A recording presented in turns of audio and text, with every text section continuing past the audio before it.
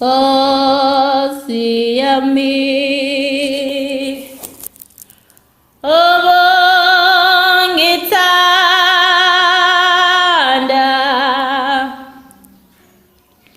azingakaqini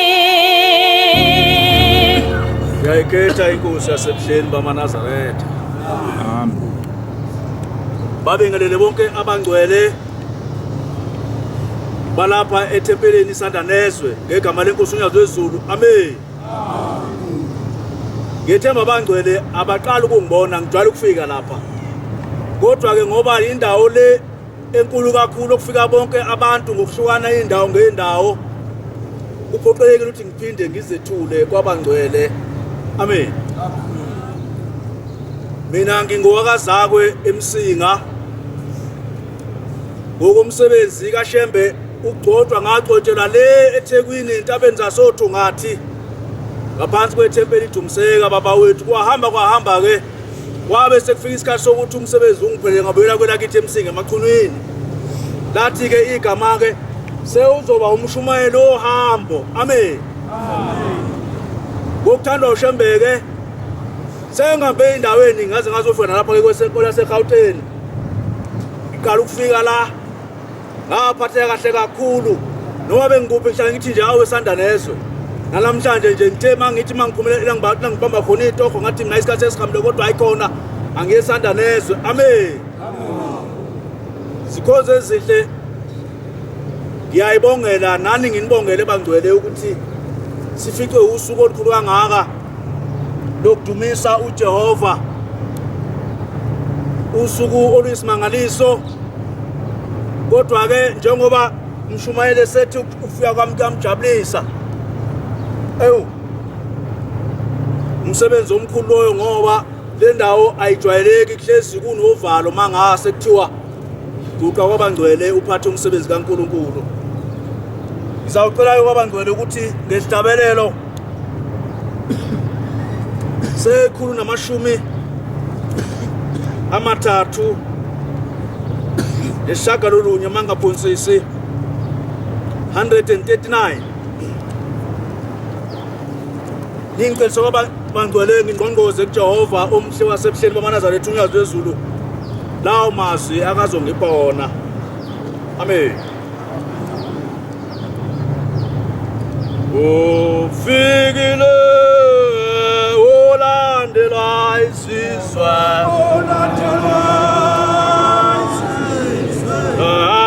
ufikile semsizwe,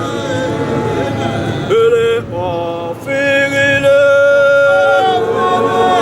olandela isizwe,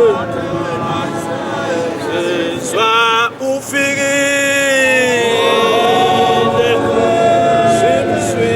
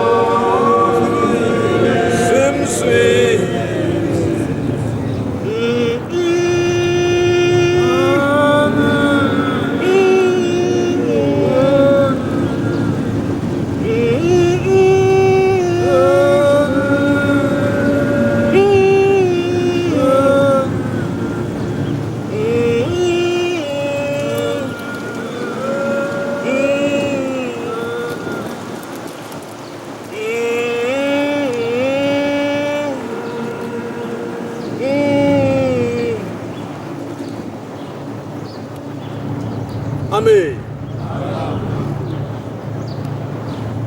Bangcwele benkosi, ngiyabonga ukungicela komdala wensuku amazwi akhe athandwa nguye akazowakhetha yena ngoba bantwana benkosi njengoba seke ngasho ukuma la akujwayeleki iphinde futhi kuyinto enzima kakhulu ngoba kufanele umnikazi wakho ukuma lapha okungushembe. Amen.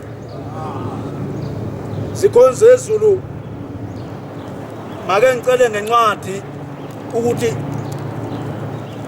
ke ngqongqoze kuNkulunkulu ukuthi mhlawumbe ngoba incwadi iyona emfakazela kangcono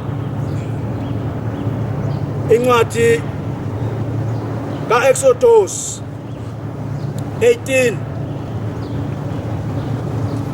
bese kuba uverse 14 kuya ku-16. Exodus 18 verse 14 kuya ku-16.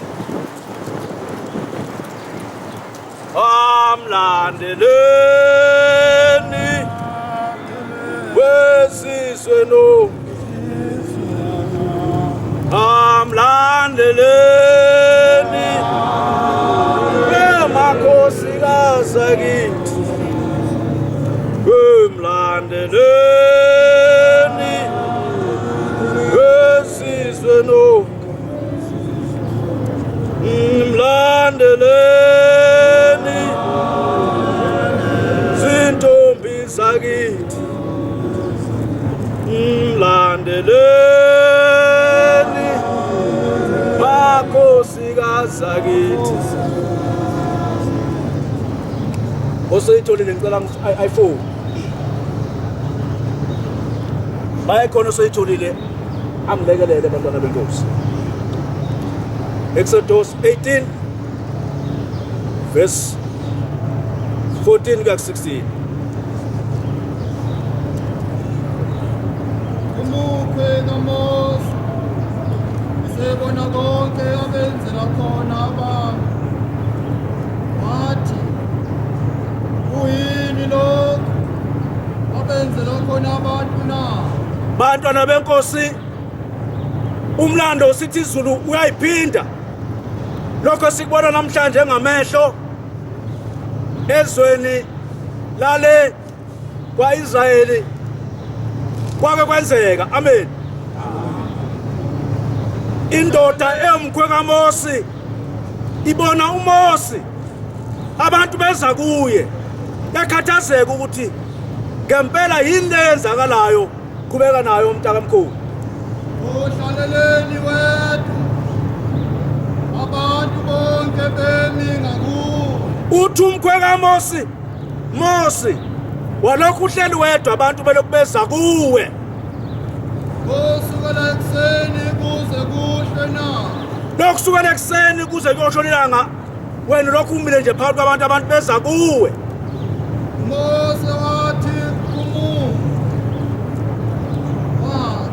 kungokuba abantu beza kimi. Lalela-ke uMose-ke usiyamphendula umkhwe wakhe ukuthi mkhwe wami njengalokhu abantu beza kimi ingoba. Qhubeka mntakamkhulu. Uyombuza uNkulunkulu, uma benendaba beza kimi. Uthi-ke njengoba labantu beza kimi mkhwe wami ingoba mangabe benendaba kuNkulunkulu beza kimi. Ngiyahlulela phakathi komuntu nomakhelwane wakhe. Mina ngiyahlulela phakathi komuntu nomakhelwane wakhe. Ngibazise izimiso zikaNkulunkulu nemithetho yakhe. Bese ngibazisa ngezimiso nangemthetho kaNkulunkulu. Umukhe kaMose wathi kuye, Nkosi kubusise baba yanele iningi. Amen. Bantwana benkosi, lokhu sikubona ngamehlo ukuthi ephina lapho unyazi lukhona sonke indimbane zabantu amakhumba manomhlaba sonke siyakuye ngoba wena okwazi ukuthi isixhumanise noNkulunkulu, wena okwazi ukusitshela ukuthi masenzeni. Amen.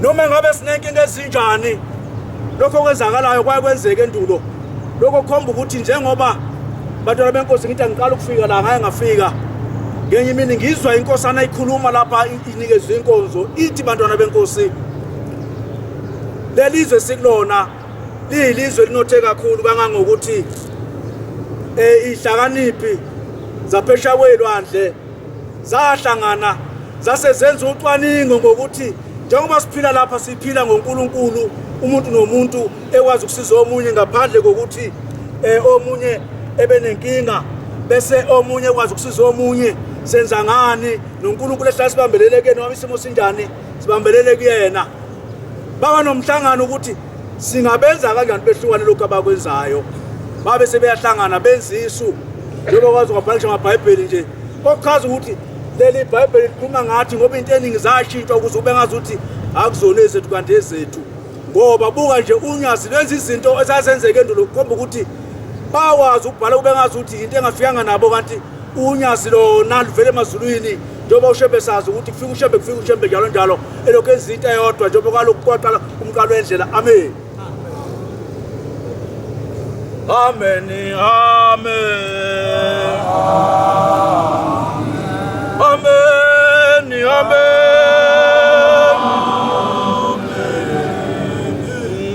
amen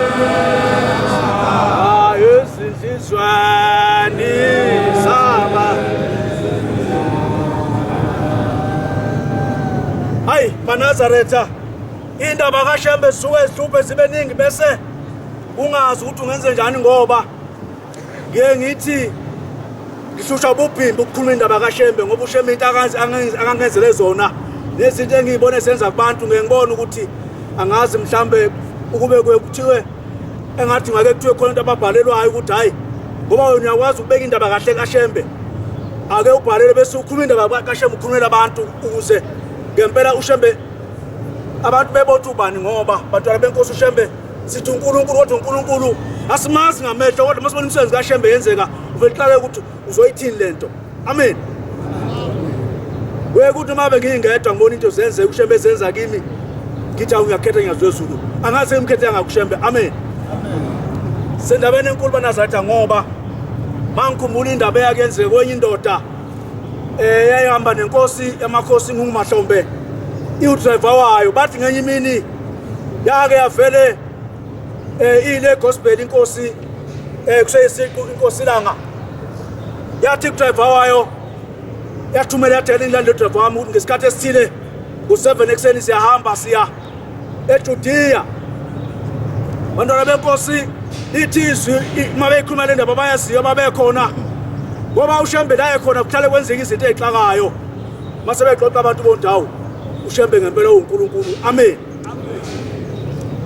le ndoda kuthiwa makufika yona yesithi ngicela nitshele baba ukuthi angiphilile. Wathi manga befika enkosini yathi inkosi ngitheni ithi ke ngithe ngo7 ekseni sihamba seJudiya. Wathi makushaya isikhathi sika7 ngakusasa yasithumela lo driver ukuthi ngicela inhlasuthi ingisize ingilungise. Kangangokuthi ugula kwakhe wengazi ukuthi ukuhamba mabesho lo driver. Bamtatamisa bafika bambeka eduze kwemoto. Bathatha inkosazana thatha isikhiya yamnika udriver. Inhlasuthi yamthatha amfaka emotweni. Kuthiwa bawungena emotweni udriver waphila. Kwaphela ukugula. Wabona lesephuma emotweni edry ebheka ukuthi ilungele yini uhambo. Nangempela bahamba. Bese endleleni nenkosi ilanga lamalanga uyabona udriver hayi inkosi ayisekho eduze kwami. Hawu kwenze njani ngoba bengihamba nenkosi ayibona inkosi isihleli ngemuva. Kodwa bangcwele angiqondile lokho kodwa ngimbe ngoba mningi.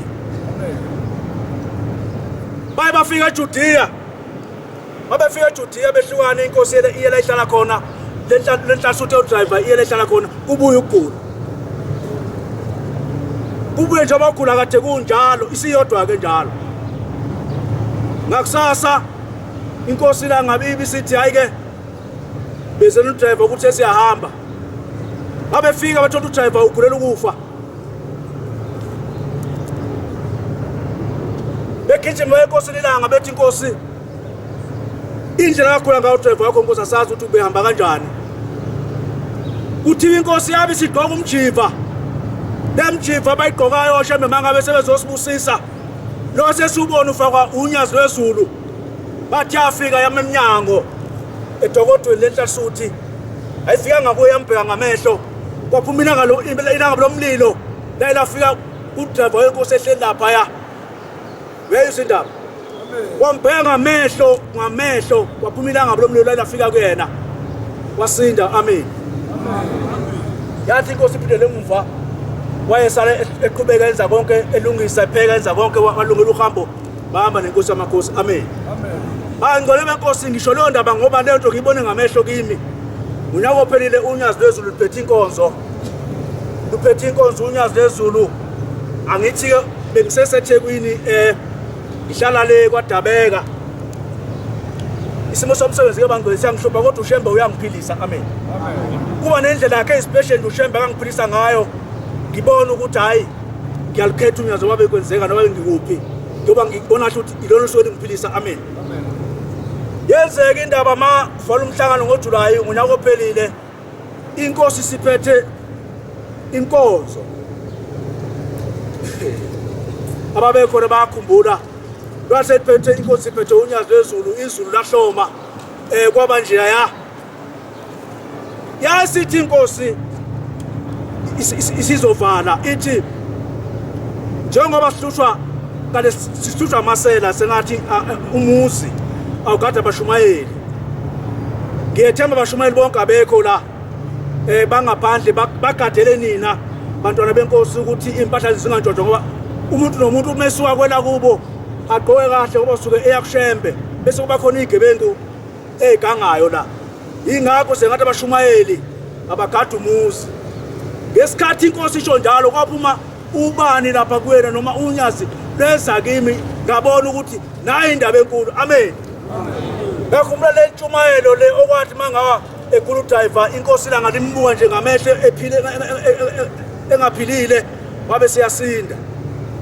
Mawenza kanjalo ngathi mina Nkosi yamakhosi ngicabanga ukuthi kambe phela umuntu ongajwayela ukuhambela khona kuNkosi bengazi ukuthi sewathi Mshumayeli bagada umuzi ngangicela ukwamaphoyisa amen. Umsebenzi kaShembe ephathekayo abantwana benkosi ayisoze yaphela ngoba indaba kaNkulunkulu ayichazeki ibichazeka amen. Zikhonze ezulu sendabeni enkulu bahlale betsho baba no mama bekhuluma indaba kaNkulunkulu ngoba uthi omunye umkhokheli waye inkosazana yale kwena kithi emachunini bayisho lo mkhokheli uthi useganele kwelasemkhomazi. Njengoba ngicela siyazi ukuthi ke la kusuke kuza khona unyasi kuyalungiswa kulungiselwe ukuthi uJehova efike kahle yonke into ilungisiwe unikela amathempeli kanjalo. Umkhokheli kwela kubo lapha emkhomazi indodakazi yakamzobele ngikhuluma ngayo. Umkhokheli uMamzobe sengikhohle ugane abantu kodwa ugane emkhomazi. Uthi wathi manga inkosi izofika leyo lasemkhomazi amabandla ahlanganisa ukuthi kunikelwe. Sekuthi ke mase kunikeliwe iminikelo kwathiwa hayi izohlala kumkhokheli noMshumayeli. Kanti igebengu zizozwa ukuthi umnikelo uhleli lapha yakamkhokheli. Kanti ushembe emhle uthenga izolo umnikelo yahamba yaya elafandiye khona. Igebengu zafika ngesabathatambamba. Mayifika igebengu zakahlela icapha zakhomba umkhokheli noMshumayeli nabantwana ngebhamu iphi imali kufuneka imali lapha kanje. Mayifuna imali hawu ethi uMshumayeli imali ayikho, ethi umkhokheli imali ayikho, bekhahlela icapha benze ukuthi bethi sifuna isibhamu. Ethi uMshumayeli hey mina nginazathi isibhamu ngisasiphathi kuthiwe unamanga kusho yonke into kubo. Hayi bethatha imoto behambe. Uthi umkhokheli ngesikhathi bethatha imoto behamba wamemeza unyazi uthi unyazi ezulu kodwa le moto kodwa ayisabagingqingani kodwa labantu bethatha imoto omnyeni wami kuphela kwayo. Awuyahamba imoto. Yahamba imoto kwaphela ngeswayi. Uthi kuthe ngiyagijima abantu benkosi. Uthe inkosi izoya eTafelkop isifikile waye uMshumayeli esezwile umkhondo wemoto.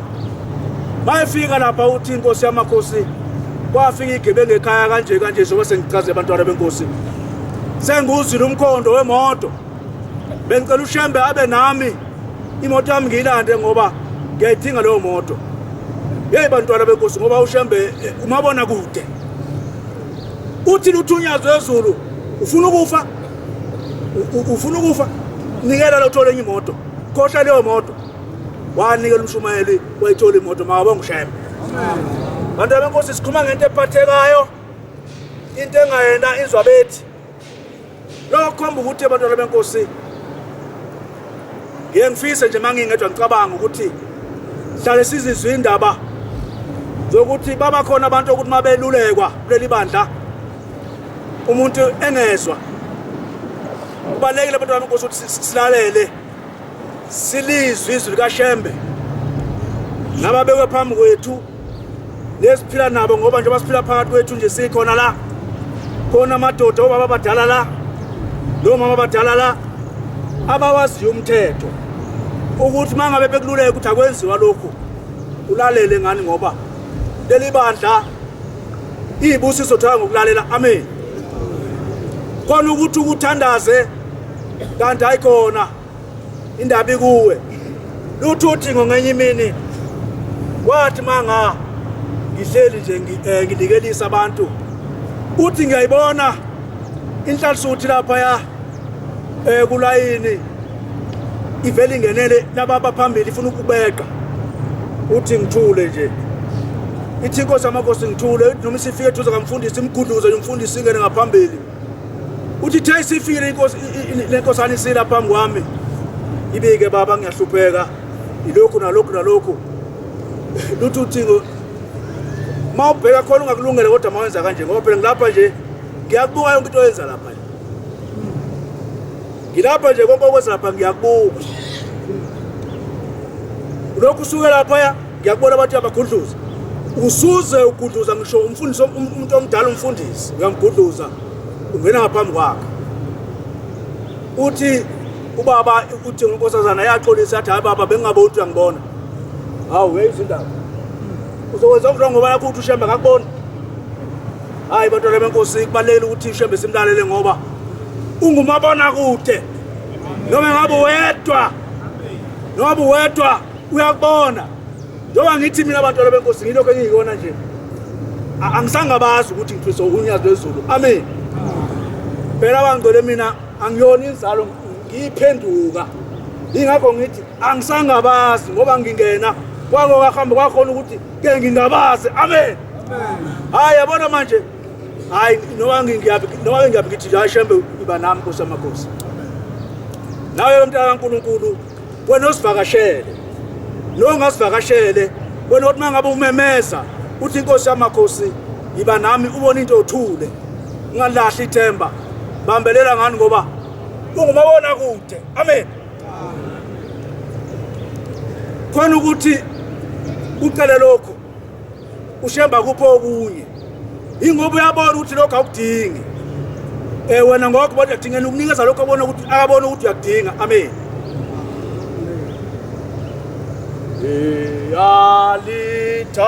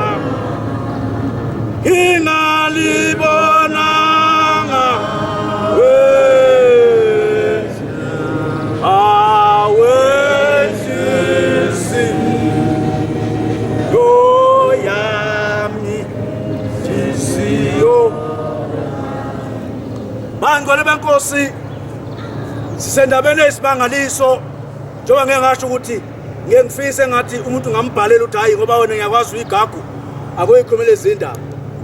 Bantwana benkosi njengoba sila inhlanhla engandele bani le ngeke ngithi ukugqoka nje umNazaretha ngiyakubonga ngoba ushembe usengivezele kaningi kuyena. Ngithi Nkosi kwakuthi kuthiwe nje ngilapha nje hayi ukuthi kuthiwe ngilanga njengoba ngumshumayeli kuthiwe nje ngoba nginezathi ngibonga lokho nje ngoba ushembe sengibone kahle ukuthi uNkulunkulu woNkulunkulu. Amen. Ithi indoda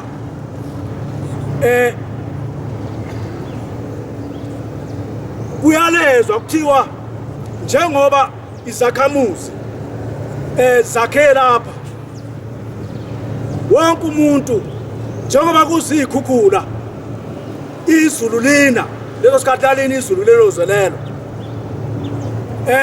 kuzothunyelwa abantu abazokwazi ukuthi bezonisiza ngoba kuza ikhukhula. Le ndoda ayikholwe kakhulu uNkulunkulu imkhonza ngalendlela ukuthi nje ayifuni ukuze ngomunye umuntu wathi mangabe sefika ikhukhula izulu lina yagcwala imkhosha yagcwala imfula le ndawo abantu abakhe kuyona kwacaca ukuthi manje izindlu ziyagqibeka.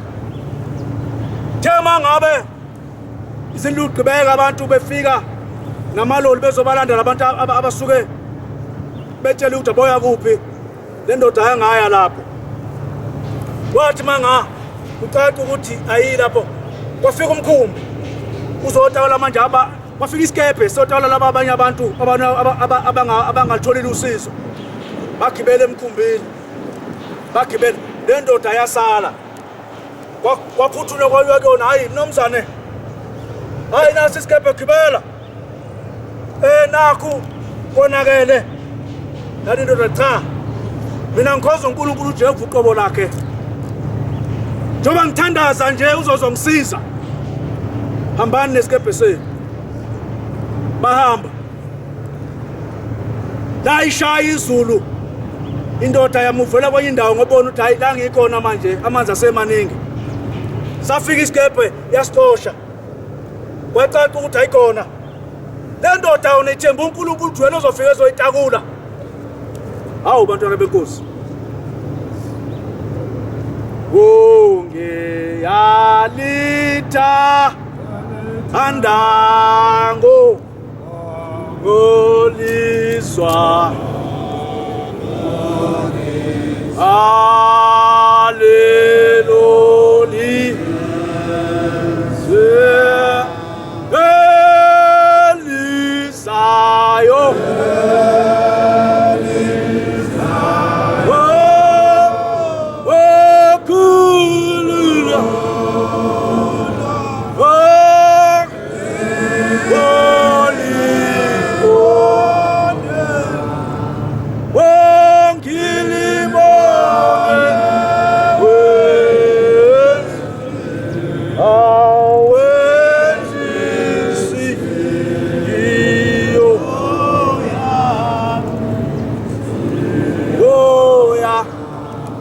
Bathi kwafika helicopter le ndoda ne helicopter yayichitha yathi hayi mina ngilinda uNkulunkulu ozofika angitakule la hayi nina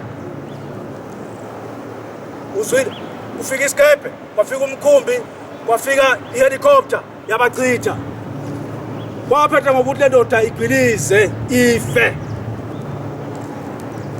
mayifika kuleli esithi siyakulona elizayo yafika komdala wenzuku mayifika le ndoda lapha kulomuntu wasezulwini yamthola ethule thethu yafika singena necapha ukuthi wangithembisa wathi mangibiza igama lakho obe kuphelele awuzange ukuzongisiza bathi into yasezulwini yathula yathi awuphinde mnomzana ngibuzwe ukuthi uthini yathi baba wathi wena mangibiza igama lakho obe kuphelele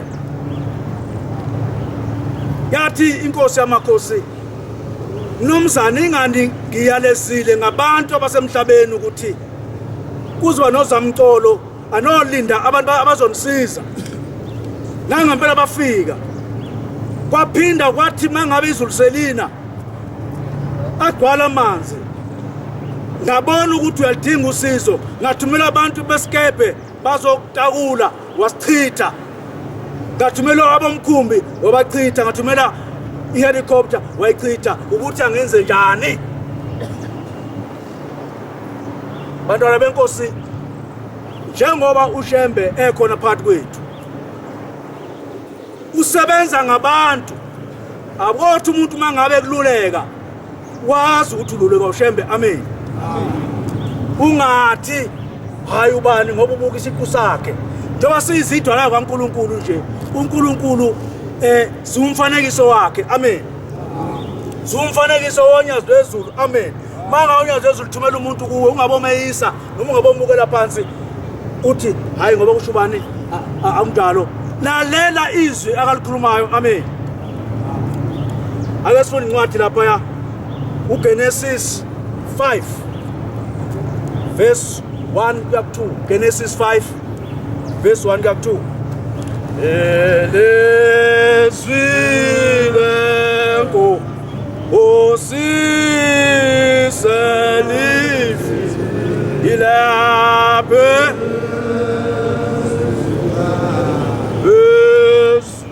beswatu ili zwilenko osi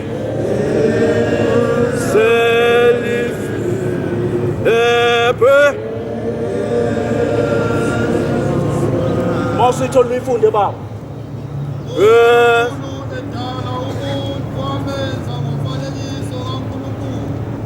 uNkulunkulu edala umuntu wamenza ngomfanekiso kaNkulunkulu. Siwumfanekiso kaNkulunkulu ngoba njengoba siphila nje. Amen.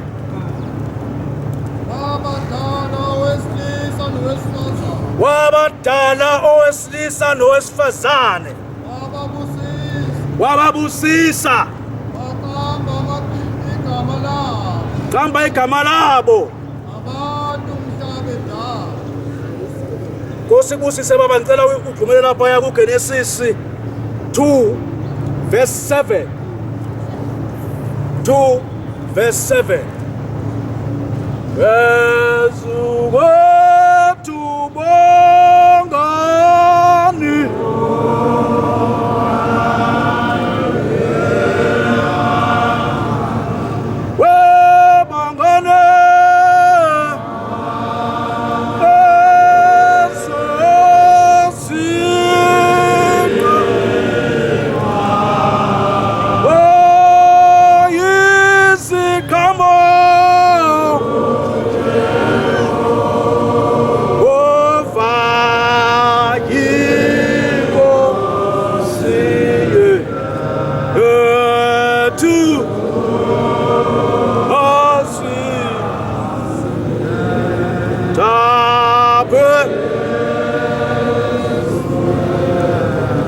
Bifunde baba masithole.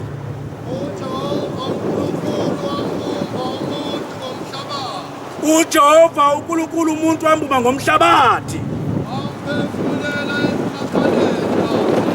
Waphefumulela emakhaleni akhe. Umoya wokuphila ingakho siphila nje baba, ngicela uye kuJakobe 5 verse 17 kuya 18. Jakobe 5 verse 17 kuya 18. Senithini weba antu wadesosi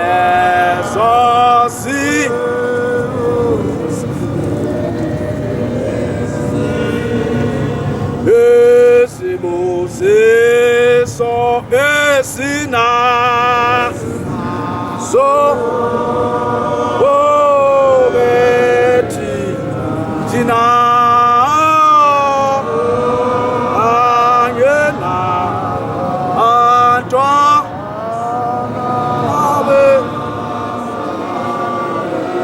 uyifunde bamositholi.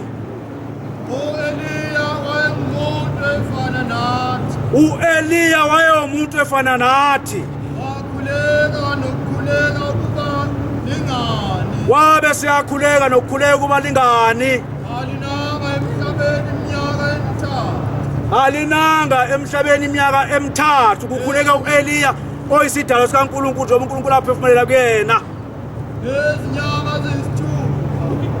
Hamba nayo baba. Wabuye wakhuleka izulu lana. Yebo-ke. Imvula nomhlaba wathela izithelo zawo. Nkosi kubusise baba, ngiyabonga. MaNazaretha, njengoba ngifuna lezi ncwadi ifakaza ukuthi sidalwe kaNkulunkulu. uNkulunkulu masiphethe kahle siyenze imithetho yakhe. uNkulunkulu owunyazi uyasiza ukuthi lokho esithi akwenzeke kwenzeke ngoba siyidalwa zakhe. Amen. Namhlanje likhala lonke izwe. Abantu bayabulawa noma kanjani, kwenziwa yonke into ijezo ongazi ukuthi lwa lathi udingo. Uyazi ukuthi sengikhulume ngedwa njengohlanya mangifunda amaphepha lapha into ezenziwa abantu. Kodwa ke njengoba sikhethiwe abantwana benkosi, masizethembe lokho esiyikona. U-Eliya wakwenza ngathi ngeke singakwenzi ukuthi manga ubona umakhelwane noma uzwa kamakhelwane ukwenze ukuthi bese uthi inkosi yamakhosi ngiyacela ukuthi kwenze ukuthi ngegama lakho ngiyazwe ezulu. Yophela yonke lento. Amen. Indaba yokugcina abantwana benkosi, njengoba sisendabeni enkulu kanje yokukhonza uJehova unyazwe ezulu, sinenhlanhla engayiwa ngani ngoba